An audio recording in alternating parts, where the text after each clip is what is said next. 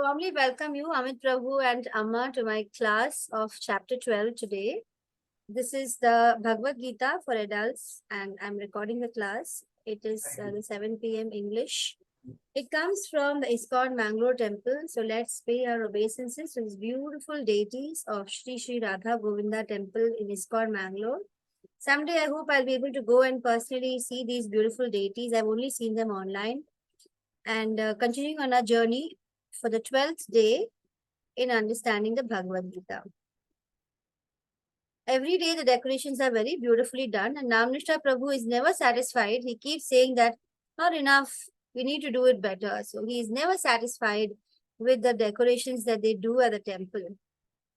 So let's pray to the Guru before we begin. Om Ajnana Timaran Dasa Jnananjana Shalakaya Chakshurunmilitam Yena Tasmai Shri Gurave Namaha Nama Om Vishnu Padaya Krishna Pristhaya Bhutale Shrimate Bhakti Vedanta Swamin Iti Namane Namaste Saraswate Devi Gauravani Pracharane Nirvishesh Shunyavadi Paschatya Deshatarane Jai Shri Krishna Chaitanya Prabhu Nityananda Shri Advaita Gadadhara Shri Vasadi Gaura Bhakta Vrinda Hare Krishna Krishna Krishna Hare Hare Hare Rama Rama Rama Hare Hare. All glories to founder Acharya, His Divine Grace A.C. Bhaktivedanta Swami Srila Prabhupada, his disciple, His Holiness Jayapataka Swami Guru Maharaj, his disciple, the Temple President of ISKCON Mangalore, His Grace Nam Nishtha Das Prabhu, and my Guru. Welcoming you to Bhakti Yoga, the devotional service. And this chapter has just 3 sections. So in the first section, we study about Bhakti over impersonalism. So Krishna will be telling us how there are 2 kinds of transcendentalists. Both are transcendentalists. One of them are the impersonalists, whose target is just to reach the Brahman or the effulgence of the Lord. And so they just reach the borderline where they have just transcended the material world, and then they are at the effulgence place where the spiritual planet's effulgence is there. They are happy there. But then impersonalists, they will surely fall at some point or the other, because there is nothing to do over there. There is no devotional service to perform there. They just like to blend with the light and just be there. And ultimately, Srila Prabhupada says that they do ultimately have to again once more fall down. And then they will of course continue their journey until they will realize the Krishna form of the Lord, and then they will get to Bhakti Yoga, because unless you come to Bhakti Yoga platform and reach the highest spiritual planets where the Krishna Loka is there, you will keep falling down. Only in Krishna Loka, you don't stand a chance anymore of falling down, because once you have tasted the highest taste, there is no, you will never, want to come to any other lower tastes of the material world. So the Krishna will discuss, actually Arjuna will first ask in chapter 12 beginning, is it, he gets a little confused, he actually loves the Sham Sundar 2-handed form of the Lord Krishna. And he, after hearing the whole universe, in chapter 11, Krishna shows, the universal form. He shows the what is called Virat Rupa of himself, and which is also transcendental, but it is temporary, because it is just a cosmic manifestation, and then it manifests and non-manifests itself again and again. And so it is temporary. And so Arjuna, when he sees that universal form in the previous chapter 11, and then he also sees the 2-handed form, he actually loves the 2-handed form. So he wants to just clarify his position. He says that actually, is it better to perform your devotional service and meditate upon the universal form, and like the impersonalists or the Mayavadis, or is it better to do devotional service to the 2-handed form and to actually contemplate on Krishna's beautiful Sham Sundar form? So do we actually think of the Lord as a 2-handed person, or do we think of the Lord in his impersonal form? Is a question that we discussed from verse 12.1 to 12.7, in which Krishna categorically declares that I want you to think of me as a person. He categorically declares that thinking of the impersonal form, like thinking of the Brahman effulgence of the Lord, of course, that is also the Lord, a part of the Lord, it is Lord, but he says that thinking about that is very difficult and troublesome, and then ultimately the person has to come down again. So he says that bhakti is the highest form, and ultimately you can realize Krishna only through bhakti in those verses. And then Krishna actually describes, people are finding it so difficult to have pure bhakti or pure love for Krishna, and to think of him 24/7 is very difficult. So he says standards are very high to attain Krishna. So Krishna will give us stages. It's very beautiful from 12.8 to 12.12. Krishna will say, I actually want you to have Ananya Bhakti for me. I want you to think of me all the time. But then if you're not able to do it, then what? Then what? And he actually gives us 6 stages. The first 3 stages are ones which are in which we at least relate the spiritual journey to Krishna. And the lower 3 are the lowest ones. They are also spiritual, steps in the spiritual journey, but they don't, relate to Krishna at all. They just talk about like moral science. Do good, be nice and all. Do charity, do good things to people. And there are people who say, why should I think of God? This world is created and I would rather serve men. When I see men in so much of trouble, I would rather serve people. Manav Seva, they think, is equal to Madhav Seva. But Prabhupada clearly declares that the Bhagavad Gita is explicitly explaining that when you do Manav Seva through Madhav, that is true Krishna consciousness. So you should do Manav Seva. He's not saying don't do Manav Seva, don't take care of the animals and the plants who are our younger brothers and sisters. But he says, whatever you do it through Krishna. Then it becomes, the top 3 stages. So we will go through these 12 stages quickly, and then we will go through the 12.13 to 20 are actually my all-time favorite because they are called the Priyashtakams, where Krishna will make a whole list of those qualities which he loves. If a devotee has any of those qualities, he loves them. He says that such devotees are very, very dear to me. So we should all try our best to get those qualities if we want to be loved by Krishna and noticed by Krishna. So let's quickly go through these 3 parts. The first part, once more, bhakti is the best and compared to impersonalism or Mayavadi. And the second part, stages of devotion, and third part, qualities that endear one to Krishna. First shloka is एवं अर्जुन उवाच एवं सततयुक्ता ये भक्ता स्वं पर्युपासते ये चापि अक्षरम् अव्यक्तं तेषां के योगवित्तमः. So Arjuna is inquiring, which is considered to be more perfect, those who are properly engaged in your devotional service, that is as a person, or those who worship the impersonal Brahman as a form of a light or an energy in an unmanifested way? Not exactly as a person, but the whole universe, is energy sort of thing. So this, is it better for us to contemplate on this light? You'll find many people who teach meditation, they say, try to think of nothing, just, just be blank, and then you can feel the energy, and they can also see the Paramatma within them, but then they don't see Krishna as a person. Or is it better, Arjuna is asking, because I love your two-handed form, you're so beautiful. Krishna is like all beautiful, all powerful, all strong. He's a renunciate, the most renunciated person. He's the most famous, and he's all knowing. And that person, the person who has all the bhagas, is Bhagavan. Should I, pay my obeisances or perform my devotional service to this Bhagavan? Or should I think, understand that, okay, Bhagavan, you actually are a controller of the entire universe and you pervade the whole universe, with your energies and with your influences and the, vibhuti. So should I think about that form? What should I do? Which form should I think of? And then, so why is Arjuna asking this question? Which is better? Why is he asking this question? So in this picture, we can see Chaitanya Mahaprabhu. Chaitanya Mahaprabhu is considered to be a Krishna himself who comes to show how to become a pure devotee. He actually comes as a devotee. He wants to experience the love which Radha experiences for Krishna, because sometimes he's able to feel that Radha, who is a pure devotee of Krishna, is actually experiencing so much of joy even in separation. She's always in bliss even in separation. That's a very difficult concept to understand when you are in bliss even in separation. So Krishna is able to sense that there's such a immense amount of joy that Radha is going through by her devotion. I want to experience that. And then he actually comes as Chaitanya Mahaprabhu to experience the joy of Radha and also to set an example to be of being a devotee. And in this picture, we can also see how he converts. So you can see the picture of someone who is, I actually forget his name. I haven't read the Chaitanya Charitamrita, which is like the PhD in spiritual, learnings. So first step is understanding Bhagavad Gita. That is like you're doing a bachelor's degree when you understand Bhagavad Gita very well. The next is to understand the Srimad Bhagavatam, which is like, 12 cantos, and it has, I think, 18,000 verses. To understand the whole Bhagavatam will require almost like a lifetime, maybe 7 to 10 years to just understand that. And then you will just get the masters. And then to really get into pure bhakti, you have to read the Chaitanya Charitamrita and maybe Prabhupada's life, which will get you to understand what is pure bhakti a lot closer. That is like a PhD of spiritual life. So here we have this devotee who was not he was an impersonalist, and how Chaitanya Mahaprabhu converts him. Chaitanya Mahaprabhu in his life, he converts many impersonalists to personalists.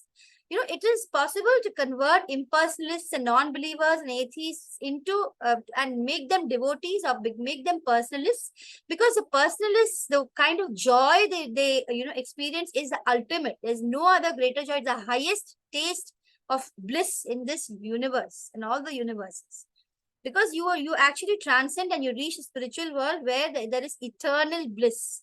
So that Bhagavan form is made of Sat, Chit and Anand, whereas the form which you have, if you feel experience the Lord in your heart is Paramatma, that is Sat and Chit. So you are involved in your in the truth of the eternal self within you, and also your Chit is involved. But the the Brahman effulgence is only about Sat. It's like the eternal, the light. That's it. So the highest form is when you can see Krishna as Bhagavan, who is like, the king of rasas. So you can experience all the rasas and the bliss of, every kind of rasa with Krishna. And that is the highest form. And so it incorporates Sat, Chit and Anand. That is why people who are personalists, they will never fall down. They will never become impersonalists or atheists or anything, because now they have experienced the highest taste of nectar, in spiritual life, which cannot match or come anywhere close to any form of material joy in this universe. So they are, they don't come down. Whereas atheists or impersonalists and all, there are several examples of many of them getting converted. For example, even the four Kumaras. The four Kumaras, they were impersonalists. They used to be meditating on the impersonal form of the Lord and the Brahman or effulgence. But then when they come to Vaikuntha, they are highly elevated. So they come to Vaikuntha and then they smell the tulsi. And on Krishna, when Vishnu appears, they smell the tulsi leaves and, the flowers and the fragrance, and they see Krishna. Then they get converted and they become personalists. They start understanding Krishna has a form. And they understand that. So they become personalists. So that is why, what was the previous slide I was talking about? Yeah. So why is Arjuna asking this question, whether it is better to be an impersonalist or a personalist? So this is the reason is that Arjuna wants to start his spiritual journey of love for Krishna, because now he understood Krishna is God. Krishna has gone on telling him that if you think of me all the time, what are the different benefits? We have reached already chapter 12 now. It's the end of the Bhakti set of chapters, which said chapter 7 to 12. Chapter 12 is the finishing of the Bhakti chapters, and tomorrow we will begin the Jnana chapters from chapter 13. But of course, Jnana leads to Bhakti again, or in fact, Jnana is a product of Bhakti. So after seeing the universal form, Arjuna starts wondering, like I said before, if the universal impersonal is, powerful form of the Lord, like so much of power, is the right way to worship, or should I worship the Krishna which I love, the beautiful Shyam Sundar form. So this is the doubt. He saw the universal form and he loves the two-handed form. So this is the doubt which Arjuna has, and he asks Krishna. So now Krishna will be answering, and let's look back to chapter 11 before we look at Krishna's answer.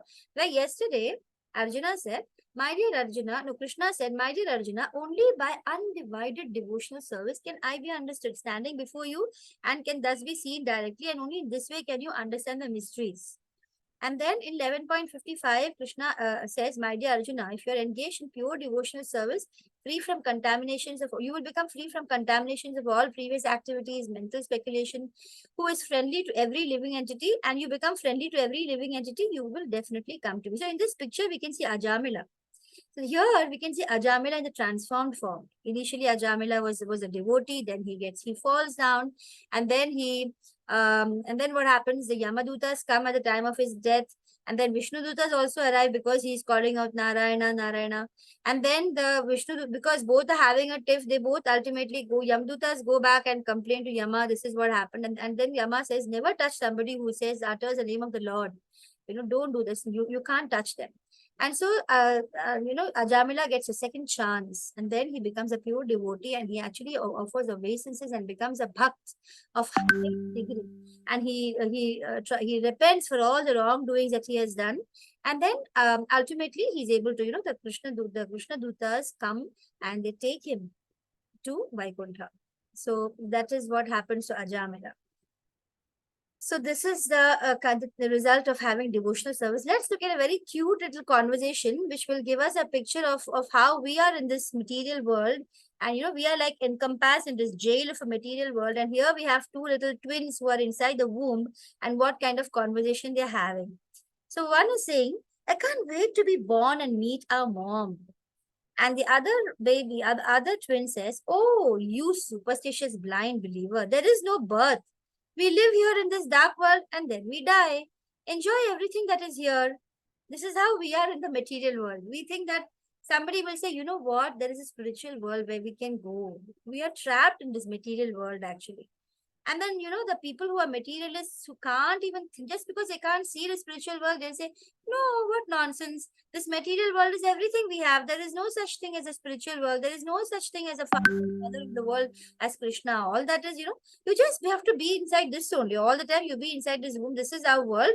And this is where we have to die. So we have to enjoy over here. And then the first one says, but no, brother, we are loved by our mother. Actually, our mother loves us and she's waiting for us to come to her. This can't be the end of it all. Surely she's waiting for us to come out of this jail, of this, womb, this jail. She wants to take us back. Who, mother? What? What is there? Like how we see so many people. What? God? What? There's no God. I can't see any God. Have you seen this mother? Has anyone seen her? I have no mother, nor do you. Where is she? Come on, tell me. The first one cannot show God also because you can't see when you're inside that, inside the womb. Similarly, we are in the material world, we can't see Krishna because we are seeing only with our material senses. The first one says, we are in her. She surrounds us. Like the Lord is in the material universe and he is pervading the entire material universe. So the other one says, I don't see anyone anywhere. Do you? Come on, logically, I can prove to you that mother doesn't exist. This is the way people are who don't, believe that there is God. They believe material world is everything. How do you think we are living then? Who do you think is caring for us right now? Who is supplying our necessities? The first one is asking. So in this world we think we just dropped out from nowhere, some coincidence or something happened. There's no one for us. Nobody really cares for us. Nobody is supplying. We fail to think that there is a Lord who cares for us. He is the one supplying everything. Even our internal systems and everything is running because of the Lord and he's taking care of us, so much. He's the one who's providing for everything. The other one is saying we get our food and water by some natural process of this umbilical cord and I care for myself. Come on, please open your eyes. There is no God, there is no mother, says the first one, the second one. So there is more light after this life. We will then walk with our legs, eat with our mouths, and also breathe. We will be truly awake and senses will become fully developed. Like how we hear about the spiritual world now from the scriptures and from the sadhus and from the saints, we come to know that there is a spiritual world where, every word we speak will be music, every step we take will be dance, and it will be like, every wish will be fulfilled and we will be in bliss because we'll be surrendered to the Lord and that spiritual world. There is no coming back from there. And, but what is happening? Somebody tells us all this and the others who are listening, many of them, not all, that is absurd. Walking and eating with our mouths, breathing, what is that? You're inventing something new here. And then the first one has like nothing more to say. He's like, I don't know what to tell you, something that's it. I don't know what that means. So he just has no words. He says, no, you listen to me. So then, don't listen to impersonalists who are trying to convince you that there is no mother. There is the Lord of the universe who loves us, who cares for us, who waits, who's waiting for us to go back. There is a spiritual world. We are trapped in the material world. There is the scriptures which are telling us, but yet, we fail to really believe that. Here Krishna says, and in 12.2, Shri Bhagavanu Vacha Maya Veshamanu Ye Mam Nitya Yukta Upasate Shraddhaya Parayopeta Se Me Yukta Tamamataha. The Blessed Lord said, he whose mind is fixed on my personal form, always engaged in worshipping me with great and transcendental faith, is considered by me to be most perfect. So here the answer in one simple, straight answer. If you are going to fix your mind on me as a personal form, as Krishna, the way I've appeared, that is my original form. If you worship me like that with faith, that is the most perfect. There's nothing superior. It's so clearly given that you need to worship the Lord in this beautiful two-handed, most attractive Krishna form, Sham Sundar form. What is that personal form of the Lord? We worship this Lord in the form of deities. And deity worship is not just like worshipping any idol. It's different from idol worship. Some Gandhiji statues are made, or some statues, when Gandhi Jayanti comes, they will quickly clean up the statue, put some garlands, and then they will pay obeisances. And then after that, from the next year, again, the pigeons and birds will come and do their job and they will ruin that. That is simply an idol. But deity worship is where Krishna comes and agrees to be there for you in the form of the Archa Vigraha. And that is, this is done by a certain process, and that there is, Krishna actually is residing in those deities. It is only the devotee can understand all this. That is why he is doing devotional service.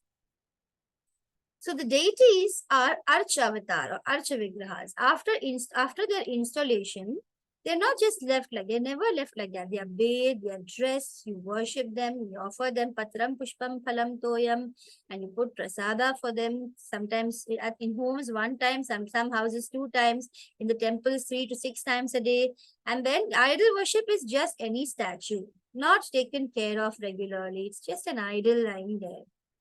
Right? So the personal form of the Lord can be worshipped in the form of a deity, can be worshipped in the form of the name, can be worshipped by reading the Bhagavad Gita and Bhagavatam, because Krishna comes in the literature form. Krishna himself, this Bhagavad Gita is not just any ordinary book.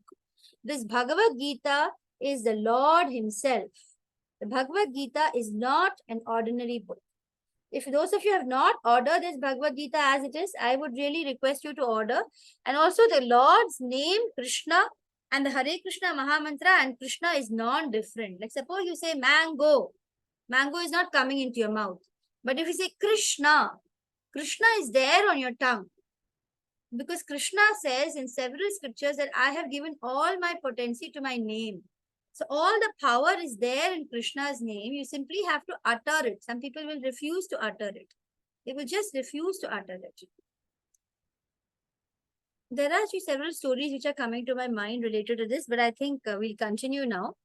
So let's look at 12.3 and 12.4, where Krishna says, those who fully worship the unmanifested. Okay, fine. It's best to worship me in my personal form, but there will be people who will worship the unmanifested, the energy, the effulgence, which lies beyond the perception of the senses, and it is all pervading, inconceivable, fixed, immovable, impersonal conception of the absolute truth. How will they do that? They will actually have to control all their senses. Actually, the Lord has given us senses to enjoy the senses. Only thing is with the realization, once we have a human body, we should have the realization by reading the scriptures given to us by the God, which is the manual for the human being. We have to enjoy the senses. How? By seeing the deities, by seeing the Lord everywhere, by smelling the beautiful flowers and tulsi and offerings made to the Lord, the prasada smell, by speaking only about the Lord, by sharing the glories of the Lord, by eating only prasada, by listening to only things related to Krishna, by listening to the great devotee speaking, by touching and being in the companionship of only devotees. Like when you go to the temple, you're only having devotee association and you're only, serving the Lord all the time. So your senses are completely engaged in the service of the Lord. Krishna loves that. That's what he really wants us to do. But there are some who don't want, they want to go the difficult way. So they will control their senses. They will shut their eyes, will not listen to anything unless they might fall down. Great focus they will develop through yoga. They will work hard. And then they also have to be equally disposed to all. They can't be people who are being bad, behaving badly to someone or having duality. They also need to be equally disposed to all. And then they have to be engaged in the welfare for all. And after so much of, hard work and trouble, and after many births, they will achieve me. So it's not that they will not achieve. Krishna says that they will achieve, but he's clearly talking about how difficult it is. He will be even more clear in the next verse.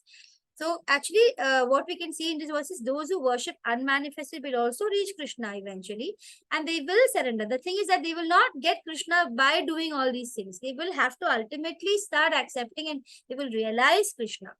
What are the characteristics of the impersonal conception of truth? That is unmanifested. It is beyond sense perception. It is all pervading. The Paramatma form actually is residing in everybody's heart and in every atom, and it pervades everything. So it is all pervading. It is inconceivable. You cannot imagine that. And it is unchanging. It's fixed. It's immovable. It pervades everywhere. And how do we worship that unmanifested? You have to control all your senses. You have to be equally disposed to all. You have to be engaging in welfare for all.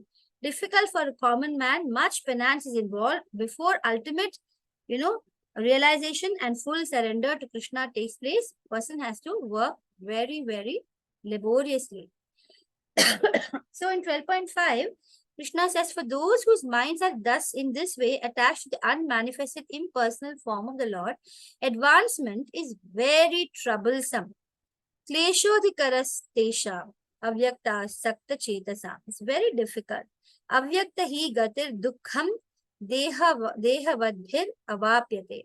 To make progress in this discipline is difficult for us who are embodied. We have to see Krishna in his personal form, which is his original personal form. And it's not that the impersonal form is not Krishna. It is Krishna. But then the personal form is what he likes himself to be worshipped. And that is simple because we'll see some more analogies in the later, slides. So path of an impersonalist is troublesome and very difficult. So what do we come to know from these? There are two groups of transcendentalists. So those who try to achieve a spiritual growth or self-realization. Both ultimately have the same goal. One are the Bhakti Yogis, one are the Jnana or the Dhyana Yogis, or those who are basically doing the penance and meditation. Bhakti Yogis are those who are in full Krishna consciousness. Everything they do, they're offering into Krishna. The whole day they're offering everything they do to the person called Krishna, to the God as a person. Whereas the Jnana Yogis, they will follow the path of an inconceivable, unmanifested, impersonal feature of the Supreme Lord. As we see, they're very troublesome. So let's quickly look at some differences. The impersonalists meditate on something formless, very difficult for us as embodied being, as Krishna himself says in the Bhagavad Gita. Whereas the personalists will meditate on a deity or on the personal form, they will meditate on the form of the Lord, and it's easy for us as embodied beings. Krishna makes it easy for us to reach our spiritual goal of human life. Unmanifested is beyond senses, so senses need to be restricted, whereas the senses are beautifully engaged, in the sound of mantra is being heard. The whole body is engaged in the devotional service. In the impersonalists, they have to understand Brahman through Upanishads. They learn the language Sanskrit, they study the Vedas, they understand the non-perceptual feelings. Whereas in Krishna's service, you have to simply chant Hare Krishna, Krishna Krishna, Hare Hare, Rama, Rama Rama, Hare Hare. Simply chant, keep on chanting. Guidance of a bona fide spiritual master is required, and simply by offering this regulated obeisances unto the deity, hearing the glories of the Lord, enjoying the nectar of listening to the Lord, eating the remnants of food stuff offered to the Lord, which is prasada, which will be so tasty. So tasty. Prasada is always very tasty. Long practice makes it difficult to take up bhakti for them, whereas once you understand what is bhakti, it's very natural. Naturally, you can take it up. And it's very troublesome for the impersonalists because they don't have a relationship with God. They just have to, there is no rasa. They just have to meditate on the blankness or something, and there is no rasa that they enjoy. Miseries become mitigated by relief. Whereas if you are with Krishna, all your miseries and everything gets, disappeared, and then you actually experience bliss. Impersonalists have to depend on their own endeavor. So this is compared to a monkey baby and a cat baby. The monkey baby has to cling on to his mother. He has to cling hard. Monkey mother may jump and run about and all that. Monkey baby has to keep on trying to hold on, otherwise he'll fall down. Whereas a cat baby, he just he just doesn't bother. The cat mother will come, carry him, take him to the safe place, take care.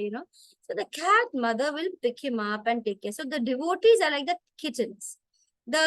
Krishna will come, take care of you, protect you. Krishna personally comes. I told you in a previous chapter, Krishna personally comes and takes care of the devotees. Once you surrender yourself to Krishna, Krishna will take care. Right? For the impersonalists, they will say, no, I will do it myself with my own endeavor. And then Krishna will say, okay, fine, go ahead. Go ahead with your own endeavors. So Krishna will deliver the devotees by himself from the clutches of Maya or the ropes of the three gunas of Maya. Krishna will come and deliver us. Maya will never bother us once we become pure devotees, because Krishna recommends the process.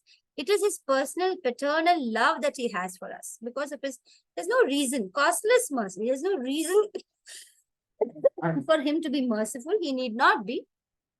Costlessly, he becomes very merciful to the devotees. He reciprocates. So in terms of realization of Brahman and Bhagavan, the Brahman realization is about realizing the Nirgun form of the Lord, which doesn't have any qualities. Whereas Bhagavan is a realization of the Sagun form of the Lord, which is full of form and qualities. He has a peacock feather. He has a beautiful smile. He plays the flute so beautifully. Whenever he's walking, people turn and look at him and they are enchanted. He has so much, he kills all these big demons in his childhood. So many things are there for us to think about. And whereas the Brahman form is inconceivable. Bhagavan has possessed inconceivable potencies. But then, we are endlessly, we are describing him. In the Brahman form, he is all pervading. In Bhagavan form, also he is all pervading by energy and a super soul. And in the Brahman form, he is unchanging, immovable, same as in the Bhagavan form also, he is there everywhere. But we cannot perceive any opulence because of lack of activity. Whereas in the Bhagavan, we can see the opulences. We can see the Bhagas. Oh, he's beautiful. Oh, he's so famous. Oh, he's so powerful. Oh, he's so strong. Oh, he's so knowledgeable. He knows everything. So there are all these, opulences that we can talk about of Krishna as a person. Risk of not realizing. In the end, you might fall. There are so many instances of these people who are meditating and then they face a fall, like Vishwamitra. They suddenly come under the influence of lust. Or we have what is that, Muni? He sees a fish mating and then he gets there are many instances where they fall. But in the Bhagavan form, they realize eternity, knowledge, and bliss, and they are in full realization. So this is again just one more slide which shows a comparison. So here we see that Krishna is saying, I already explained the analogy of the kitten and the monkey baby. So one who worships Krishna, giving up all his activities and devoted without deviation, engaged in devotional service, meditating on me, fixes his mind on me. For him, I am a swift deliverer. Quickly he will come and deliver once we take up to Krishna consciousness. So, one thing I would like to mention here, there will be many repetitions in the Gita, but this cannot be considered as a literary error. The repetitions are only to emphasize, and devotees, they love to listen to the same things again and again. So it's only to emphasize how important it is and to remind us, especially in Kali Yuga, where we are quite stupid. So, some people are like those who want to meditate. This, I'll go to the mountains and I'll focus on the effulgence, on the Brahman form, on the energy form of the Lord. I will go to the desert. In the mountains, it's too cold. In the desert, oh my God, this is too hot. And then he's unable to really focus. Then, this is actually from the kids' slide. I used to teach children the Gita also. And then I will go to the forest and there I'll focus. And then once he goes to the forest, oh my God, will the tiger attack me? There'll be spiders, there'll be so many insects. And then but then he ultimately realizes, what can I actually do in the Kali Yuga? In the Kali Yuga, you don't need to go to the forest. You don't need to do anything. Simply chant. You can either chant and sing around the whole city, or you can sit in a temple and sing. You can simply sit inside a cozy corner of your room and chant. and you'll be delivered. Krishna is giving us the promise, the guarantee actually. Nowhere else you'll find so much 100% guarantee as in the Bhagavad Gita, where the Lord comes and gives you complete guarantee. So Krishna, next from 12.8 to 12.12, he will talk about the 6 levels of bhakti. We'll quickly go through them. I think I've almost been covering that also. So first of all, he talks about Ananya Bhakti, which is he actually comes in reverse order. He doesn't start the ladder from the bottom. He starts from the top. He says that Mayyeva mana adhasva mayi buddhim niveshayan nivasishyasi mayyeva ata urdhvam na samshayah. There is no doubt. Urdhvam na samshayah. He says, if you fix your mind upon me, the Supreme Personality of Godhead, and engage all your intelligence in me, thus you will live in me always, and there is no doubt about it. So in this picture, we can see Krishna enjoying with the Gopas. The Gopas are in bliss with Krishna. So that is Ananya Bhakti. Ananya Bhakti is what the Gopis and Gopas had for Krishna, what Yashoda had for Krishna, where she didn't even want to remember that he's Krishna. She was just so much in bliss, just serving Krishna. But that is the highest form. It's very difficult to reach that form of Gopa, Gopis, and Ananya Bhakti is very difficult. So Krishna says, my dear Arjuna, O winner of wealth, O Dhananjaya, you have won over wealth. But then if you're not able to fix your mind in, devotion to me without deviation, without any distraction, Ananya Bhakti, there's a verse in one of the scriptures which says that you should have unalloyed devotion, uninterrupted devotion, totally undistracted and continuous. And that kind of devotion, if you're not able to do, at least follow the principles of Bhakti Yoga. And then slowly you'll be able to, develop a desire to attain me. So that is called the sadhana bhakti. That is called the sadhana bhakti. So the first option is fix your mind and be Ananya Bhakti. Fine. If you can't do that, you're a Dhananjaya, but still if you're not able to do that, okay, at least you do sadhana bhakti. Start doing practice. Be determined that I will do these different practices so that I can, get Ananya Bhakti later. Then he says the next verse, even that you can't do, then do karma yoga, which is you work for Krishna, not simply karma without yoga. Karma yoga means you're constantly dedicating everything you do to Krishna without any botheration about the results. So then he says, then also you will, gradually be elevated to following regulative principles, and then you will be elevated to Ananya Bhakti, but at least start in the third step of the ladder. So here, what are the regulative principles? There are some rules and regulations of Bhakti, which are, for example, you have to be able to accept the guidance of a spiritual master, which is a very difficult, there are many times people don't accept the master. They say, no, I don't want a master. I don't believe master is also another human being. I don't believe that he will be able to guide me to what I should be doing. I don't believe a spiritual master. But then the true devotee Krishna says that you need to accept the spiritual master because spiritual knowledge can only be gained by hearing from the higher person who knows. Because if you keep on listening to people who don't know, they are also bound, right? So these people whom you listen to, who are not liberated, who are not really, truly liberated, they are also bound. Imagine they are bound and you are also bound. How can the bound person free another bound person?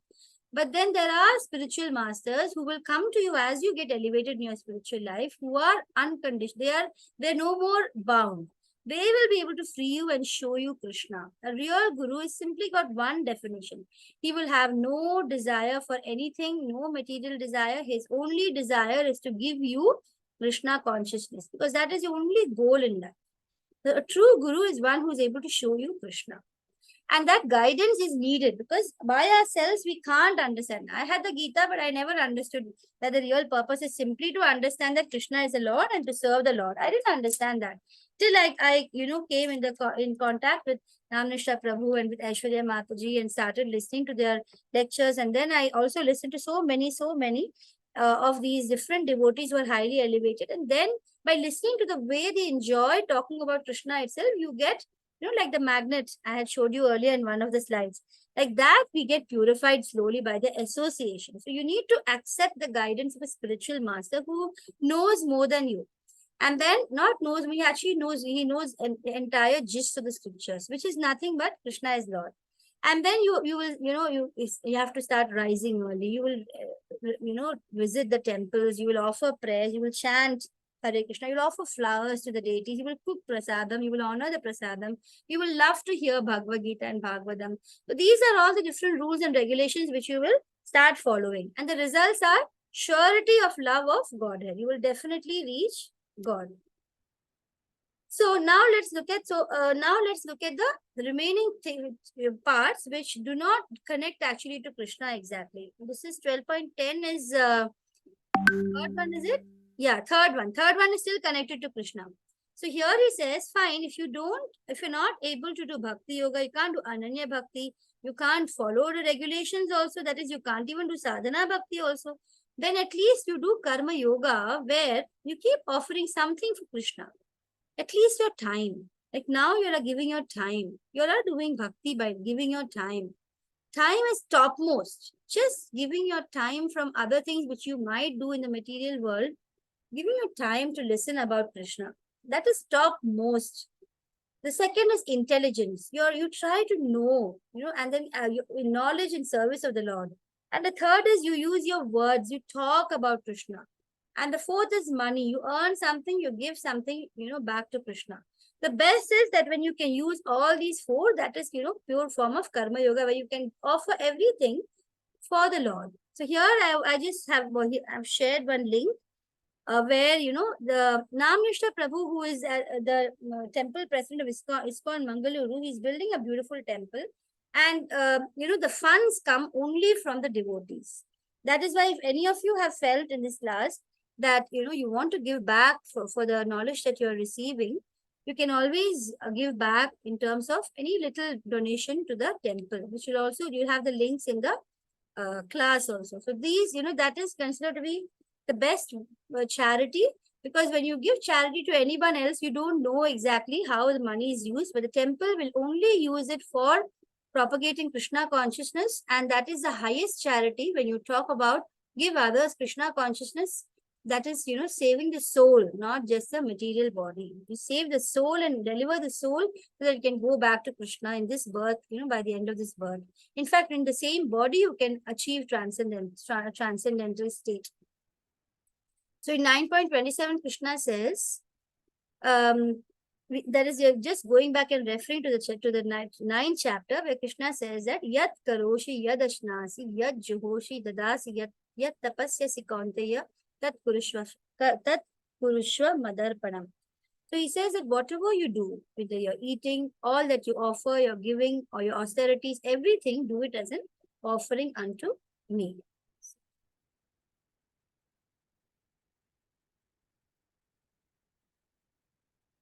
Right. So there are different kinds of sevas which you can do to the temple.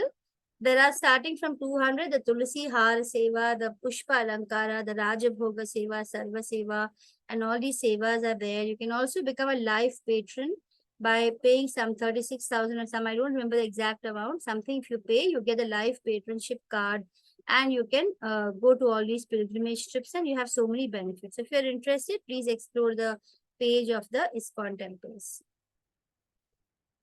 So in the fourth stage, where Krishna is not anymore connected, it's just about be good, do good, be pious, do charity. So Krishna says that this is a fourth stage. In the material world, people think, for example, if Bill Gates is giving a big charity, people say, wow, do you know Bill Gates has given to the orphan so much money? So that is good. But in the Bhagavad Gita, we come to know that that kind of charity, which you just simply do directly for the sake of a name or a fame or a feeling, or feel good, that material pleasure you get that I'm doing something good, that is only in the fourth stage, because it doesn't involve Krishna. So just be good, do charity. This is not topmost. Bhagavad Gita is clearly telling us, do this, if not do this, if not do this. So this is only the fourth class. And, such people who are doing this good, fine, it's fine, but they will have to take many, many births, because whatever good they do, they have to again come back to enjoy the consequences of the good deeds they're doing, because they are doing karma without yoga.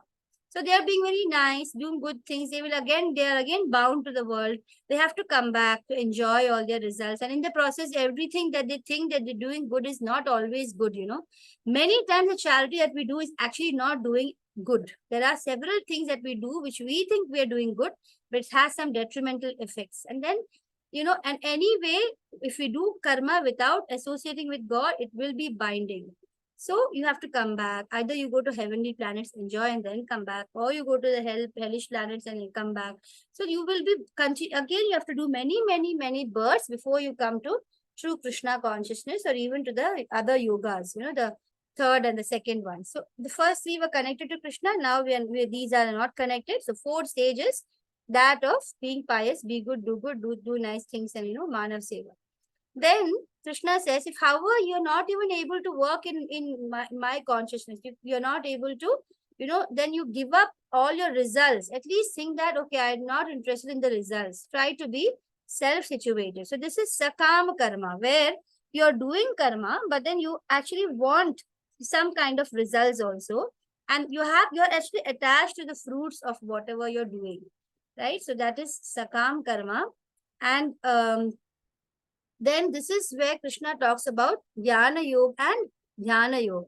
He says if you can't practice that also, you can't even practice giving up your, your results to Krishna. You can't practice the do good, be good thing also. Then at least you can think of, knowledge, better than knowledge. And then he says, he goes back up the ladder. You can try and cultivate knowledge, or at least you can try meditation. Meditation is actually better than knowledge, Krishna says in this particular verse. So he's talking about dhyana and dhyana. Fifth is dhyana and sixth is dhyana. So what do we see over here? The fifth stage is meditating. When you keep meditating, you realize the futility of running after sense gratification. And the sixth stage is you develop knowledge by contemplation. So Ananya Bhakti, Sadhana Bhakti and Nishkam Karma Yoga, all these three come in the first top three related to Krishna. And the Sakam Karma, Dhyana and Jnana, all these three are not exactly related to Krishna. They will be followed even without Krishna. You can just do meditation on the effulgence of the Lord. You can get knowledge simply of the Paramatma and the soul and other things without understanding Krishna as a person. So they are all impersonal types. So these are the progressive stages which we just discussed. I have been attending several classes, so I've been compiling all these slides. They're all nice slides. They speak the same things. And now the last 8 shlokas are the Priyashtaka, 12.13 to 20. There are 8 verses which are very beautiful. Let's try and remember some of these qualities and try and incorporate them. Krishna talks about what kind of devotees does he love.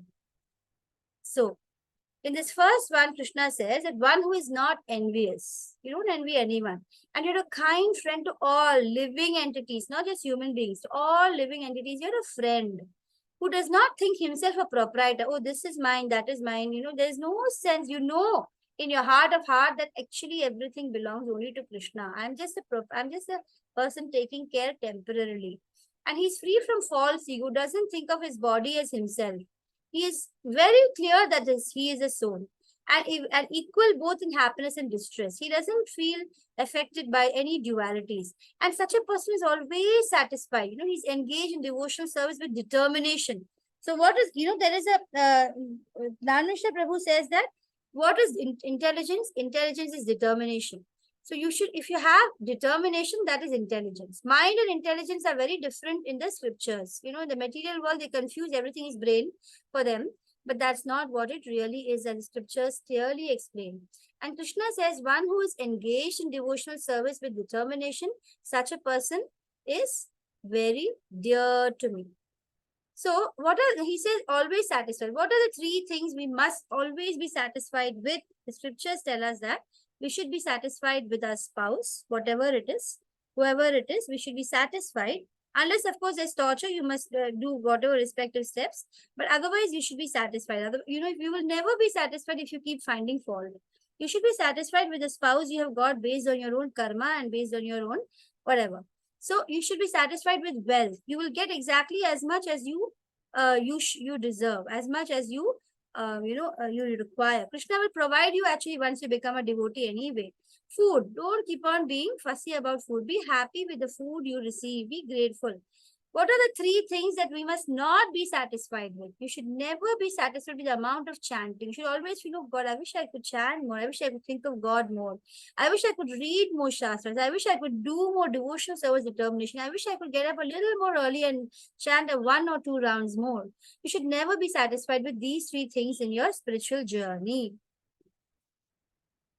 In 12.15, Krishna says that he for whom no one is, I love this verse actually, It says, the words are, the wordings are also very nice. 12.15, right? 12.15, it's a very nice kind of a rhyme also. It goes like this, 12.15. Sorry. Yeah, I just want to read it. It's not there on my slide, so I would just like to read it for you. 12.15, a verse goes like this. It says, Yasmano dvijate loko lokano dvijate chayah harsha marsha bhayo dvaigaihi mukto yah sacha me priyah. Such a person is very dear to me, whom no one is put into difficulty, for whom no one is put into difficulty, and who is not disturbed by anxiety. So he doesn't put anyone around him in difficulty, nor does he get disturbed by anyone. That is a very beautiful thing. It's very difficult to achieve. And such a person is very steady in happiness and distress. And Krishna says that this kind of person is very dear to me. Srimad Bhagavatam 6.17.28, there is as a reference given over here, that devotees who engage in devotional service of Narayana never fear any condition of life. For them, heavenly planets, liberation, or hellish planets, everything is the same. Because devotees are all the time in their heart of hearts, they are simply serving the Lord. In this picture, we can see King, I think it's a Chitraratha. He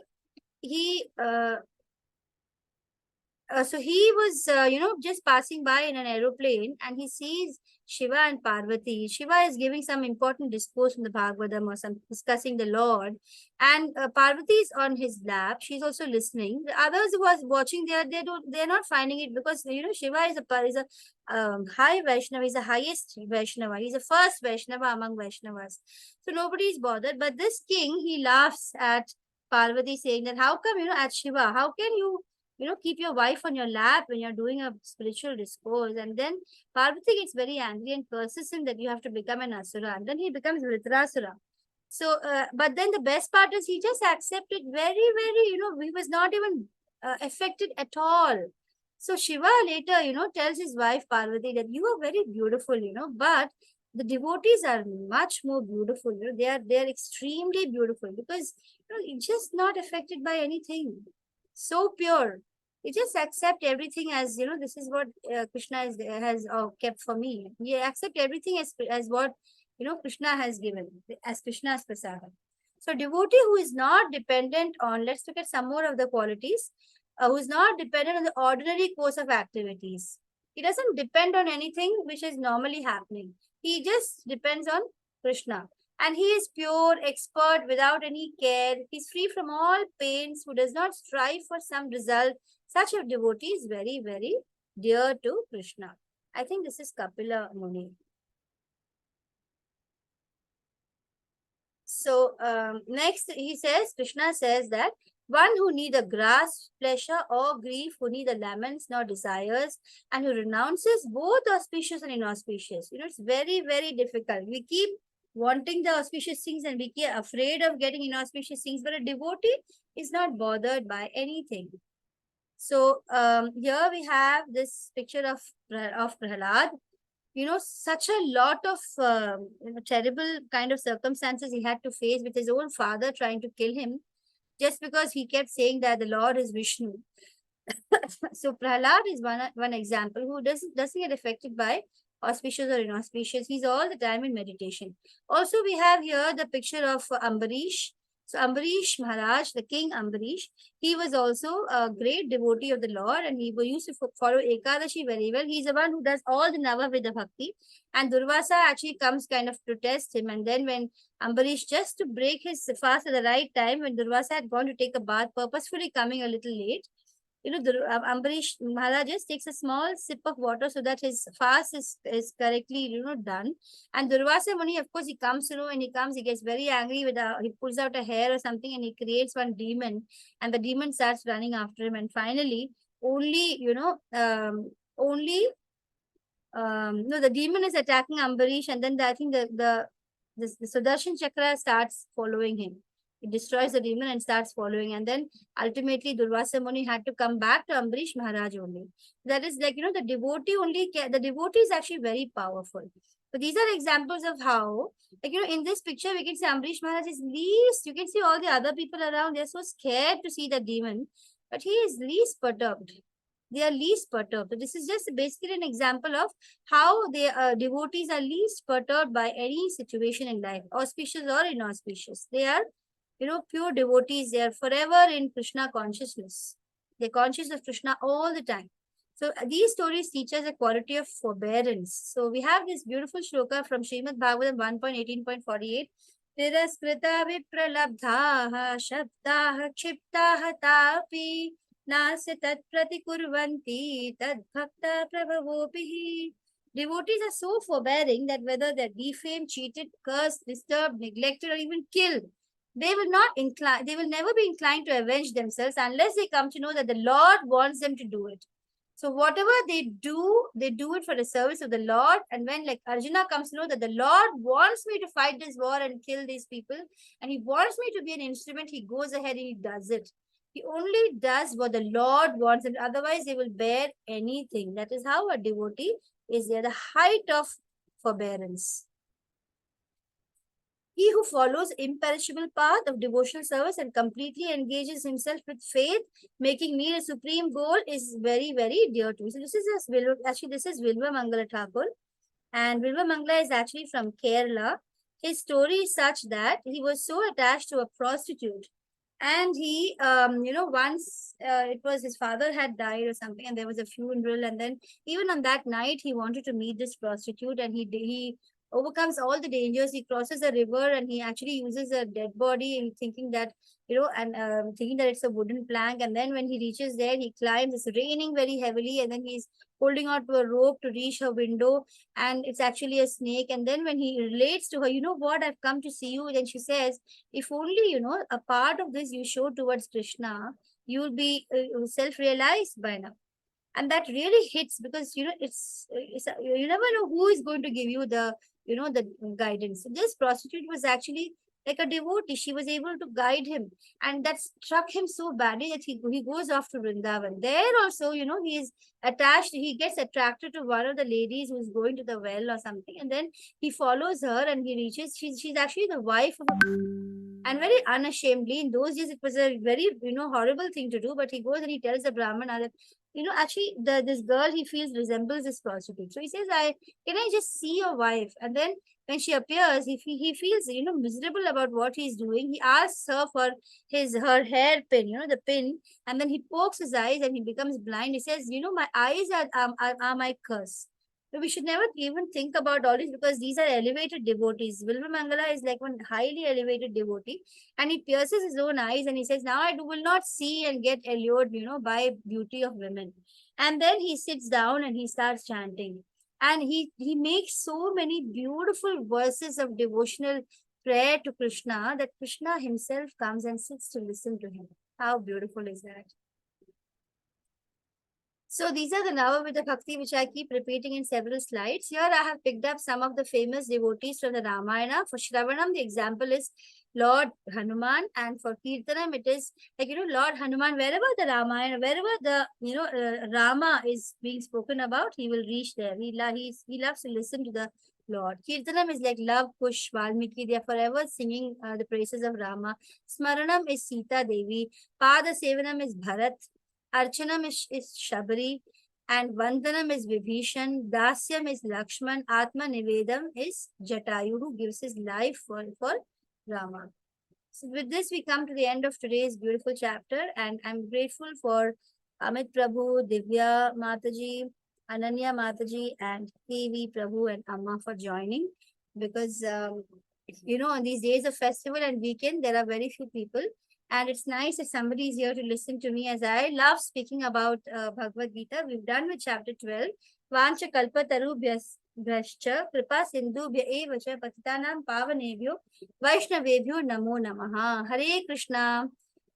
Would anybody like to share some reflection or ask some point that I might be able to talk about?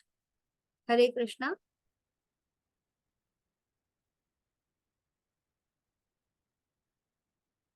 Hare Krishna, Amit Prabhu. Panchang Pranam. Hare Krishna. Hare Krishna, Ma. Hare Krishna. Hare Krishna, Divya Mataji. So I think I'll end the class today. Tomorrow is chapter 13 and tomorrow is Sunday. I don't even know how many of you will be able to join tomorrow. Anyway, I will continue with chapter 13. The Jnana chapter begins tomorrow. And there's a lot of things which are discussed in chapter 13. Slightly tough and long chapter, but I will try to do my best and do justice to the chapter. Hare Krishna. See you all tomorrow. Hare Krishna. Hare Krishna.